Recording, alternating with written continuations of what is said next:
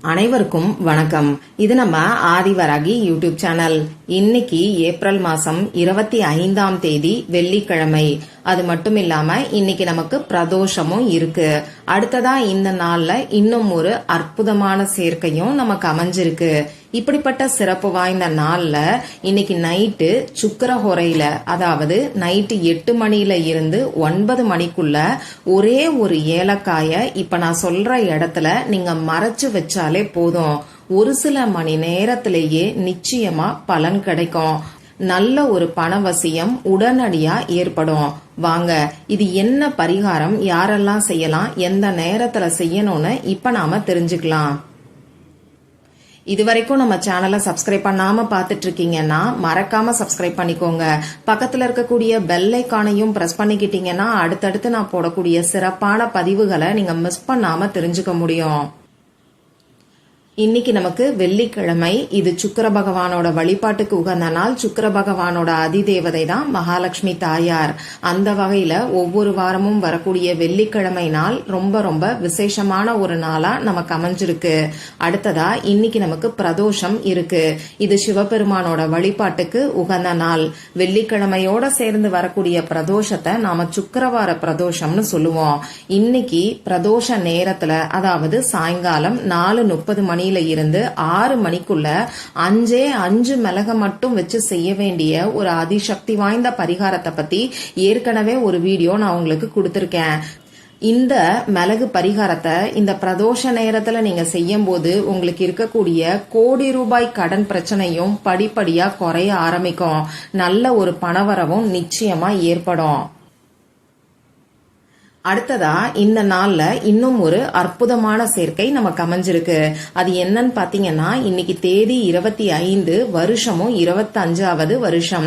அந்த வகையில law of attraction படி 25 போர்ட்டல் இன்னைக்கு நமக்கு ஓபன் ஆயிருக்கு.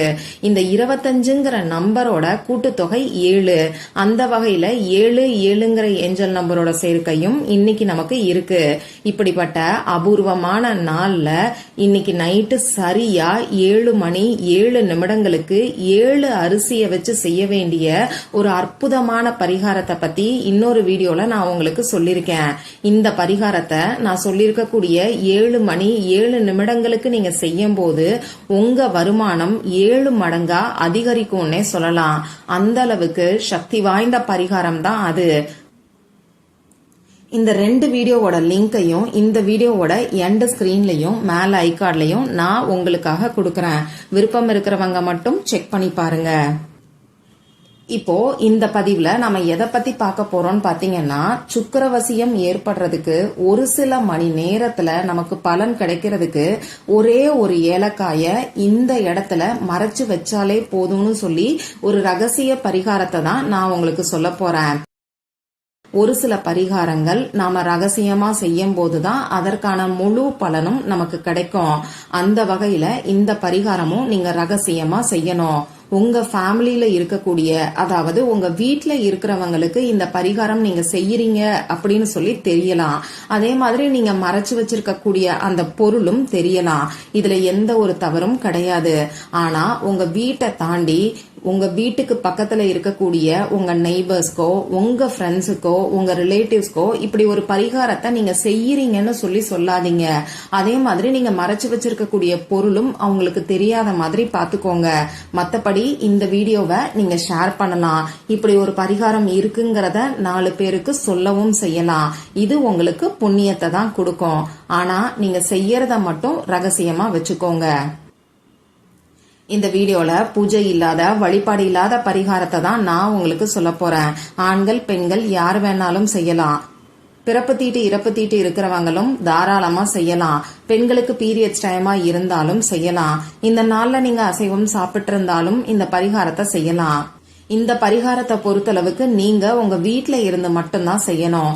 மத்தபடி நமக்கு வேற எந்த விதமான கட்டுப்பாடுகளும் இந்த பரிகாரத்துக்கு கிடையாது. அதே மாதிரி குறிப்பிட்ட ஒரு நபருக்காக எல்லாம் செய்யாம பொதுவா உங்க குடும்பத்துக்காக இந்த பரிகாரத்தை செய்யுங்க.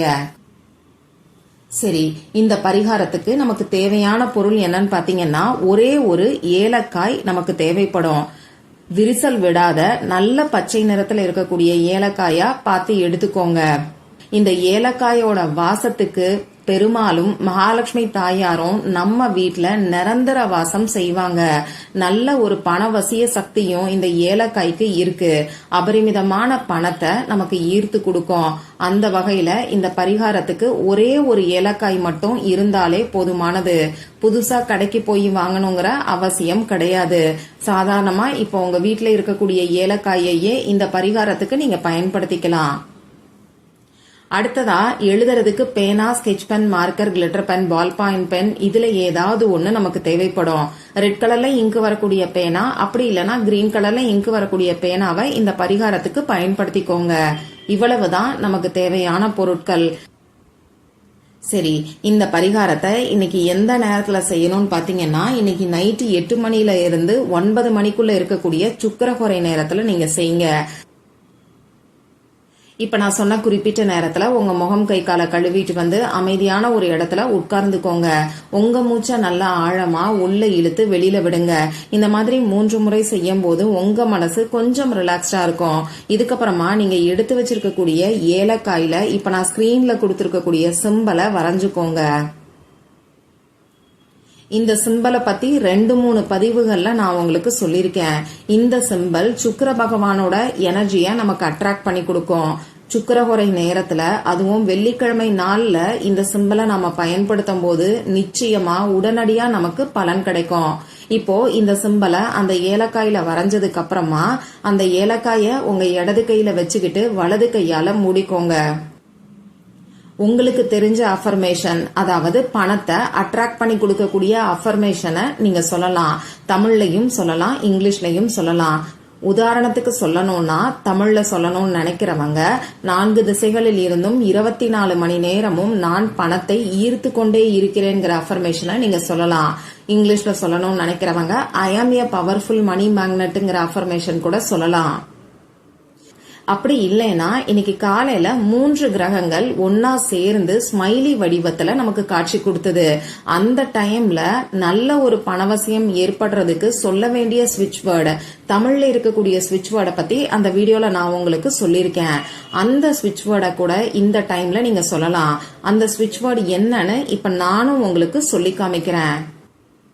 சுக்கிரவசியம் ஏற்படட்டும். இன்னொரு முறை சொல்லி காமிக்கிறேன். சுக்கிரவசியம் ஏற்படட்டும். இந்த தமிழ்ல இருக்கக்கூடிய ஸ்விட்ச் வேர்ட் நிறைய பேருக்கு நல்ல ரிசல்ட்ட கொடுத்துக்கிட்டு இருக்கு.